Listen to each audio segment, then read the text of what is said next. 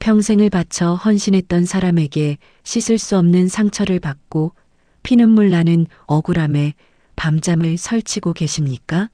내 삶을 송두리째 흔든 사람은 저토록 두 발 뻗고 편히 자는데 왜 나 혼자만 이 지옥 같은 고통 속에서 매일 밤 독을 마시고 있어야 하는 걸까요? 오늘 그 잔인하고 억울한 굴레를 단번에 끊어낼 부처님의 단호한 통찰을 전해드립니다. 풀리지 않는 삶의 질문이 생길 때 침묵 속에서 위대한 철학자들의 목소리에 귀 기울여 보십시오. 당신의 일상을 깨우고 시야를 넓혀줄 명언들을 꾸준히 받아보고 싶으시다면 지금 바로 구독과 좋아요 부탁드립니다. 칠흑 같은 새벽. 모두가 잠든 시간에도 당신의 두 눈은 어둠 속을 헤매고 있습니다. 가슴 한복판에는 시퍼렇게 날이 선 분노가 따리를 틀고 있지요. 평생을 바쳐 헌신했던 배우자의 기막힌 배신을 마주했을 때 내 살점을 떼어 키워낸 자식이 등 돌리며 뱉어낸 모진 말 한마디가 가슴에 꽂혔을 때 혹은 믿었던 이에게 속절없이 모든 것을 빼앗기고 홀로 남겨졌을 때 우리는 숨을 쉬는 것조차 버거운 고통에 직면합니다. 억울함이 목 끝까지 차오릅니다. 내가 어떻게 살아왔는데, 내가 당신에게, 너에게 어떻게 했는데, 머릿속은 수백 번, 수천 번 그날의 기억을 재생합니다. 나에게 깊은 상처를 준 그 사람의 얼굴이 떠오를 때마다 심장이 격렬하게 요동치고 손발이 차갑게 식어내립니다. 당신은 생각합니다. 저 사람도 나만큼 고통받아야 한다고 말입니다. 내 삶을 송두리째 흔들어 놓은 그 인간이 아무렇지 않게 웃으며 살아가는 것을 도저히 견딜 수가 없습니다. 천벌을 받기를, 나보다 더 처참하게 무너지기를 밤낮으로 저주합니다. 피눈물이 나는 억울함. 그것은 너무나 당연하고 자연스러운 감정입니다. 당신의 분노는 당신이 그 관계에 얼마나 진심이었는지, 얼마나 많은 것을 내어주었는지를 증명하는 슬픈 훈장과도 같으니까요. 하지만 문득 거울에 비친 당신의 얼굴을 보신 적이 있습니까? 분노로 밤을 지새운 당신의 눈가는 퀭하게 패였고 입술은 바짝 말라 있습니다. 복수를 다짐하며 이를 악무는 동안 당신의 영혼은 서서히 메말라가고 있습니다. 상처를 준 사람은 지금 이 순간 편안하게 숙면을 취하고 있을지도 모릅니다. 그런데 왜 상처받은 당신만이 이 지옥 같은 고통 속에서 홀로 밤을 지새워야 하는 것일까요? 이것은 참으로 잔인하고 불공평한 형벌입니다. 우리는 흔히 내가 억울해하고 분노하면 그 강렬한 감정이 상대방에게 닿을 것이라고 착각합니다. 내가 겪은 고통의 크기만큼 분노를 뿜어내면 우주가 그 억울함을 알아주고 대신 복수해 줄 것이라는 무의식적인 믿음을 가지고 있지요. 이것은 심리학에서 말하는 공정한 세상에 대한 오류와 맞닿아 있습니다. 선한 사람은 복을 받고 악한 사람은 벌을 받아야 한다는 우리의 강력한 열망이 만들어낸 환상입니다. 그러나 현실은 무섭도록 냉정합니다. 심리학적으로 깊이 파고 들어가면 우리가 분노를 놓지 못하는 가장 큰 이유는 통제감의 상실에 대한 두려움 때문입니다. 믿었던 관계가 무너졌을 때 우리는 내 삶의 통제권을 완전히 빼앗겼다는 끔찍한 무력감을 느낍니다. 이때 분노는 아주 강력한 에너지를 줍니다. 슬픔에 빠져 무기력해지는 대신 분노하며 상대를 원망할 때 우리는 묘한 우월감과 통제감을 되찾는 듯한 착각에 빠집니다. 나는 피해자이고 너는 가해자라는 명확한 구도 속에서 스스로의 정당성을 확보하는 것입니다. 더 심각한 심리적 함정은 애착의 변형입니다. 사랑과 신뢰가 끊어진 자리에 우리는 증오라는 새로운 밧줄을 묶습니다. 미워하는 감정조차도 결국 상대방에게 나의 에너지를 쏟아붓는 행위입니다. 그 사람을 저주하고 미워하느라 하루 종일 그의 생각을 하고 있다면 역설적이게도 당신은 여전히 그 사람에게 깊이 얽매여 있는 것입니다. 증오를 통해서라도 그 사람과의 연결고리를 끊어내지 못하는 슬픈 집착이지요.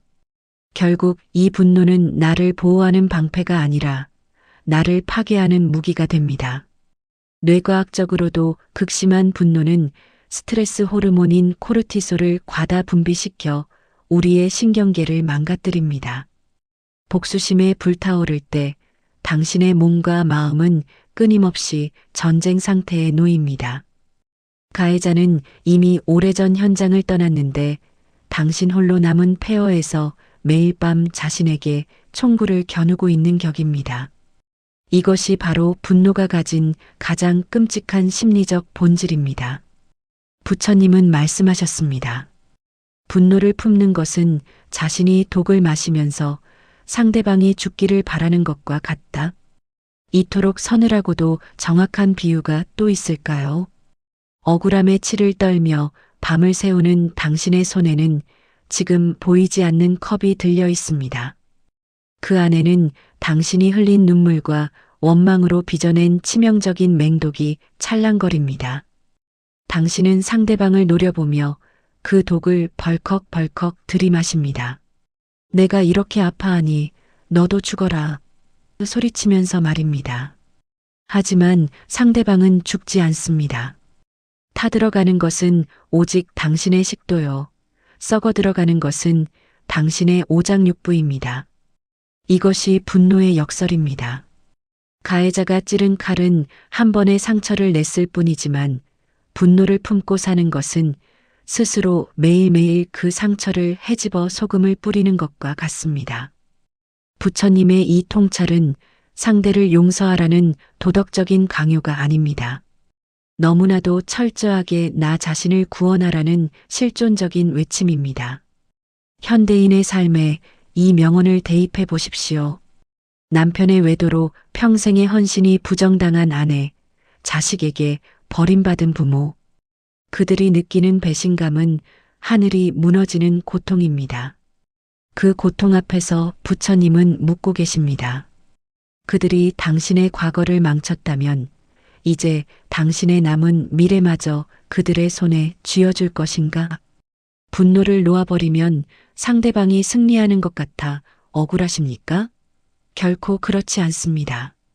진정한 승리는 상대를 파멸시키는 것이 아니라 상대의 존재가 내 삶에 티끌만한 영향도 미치지 못하도록 완벽하게 무관심해지는 것입니다.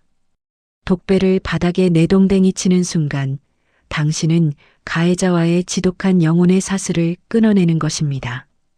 분노라는 감옥의 열쇠는 가해자가 아니라 온전히 당신의 손에 쥐어져 있습니다. 그렇다면 이 지독한 독배를 어떻게 내려놓아야 할까요? 그저 용서해라, 잊어라 하는 공허한 위로로는 절대 해결되지 않습니다. 실천을 위해서는 아주 구체적이고 단호한 마음의 훈련이 필요합니다.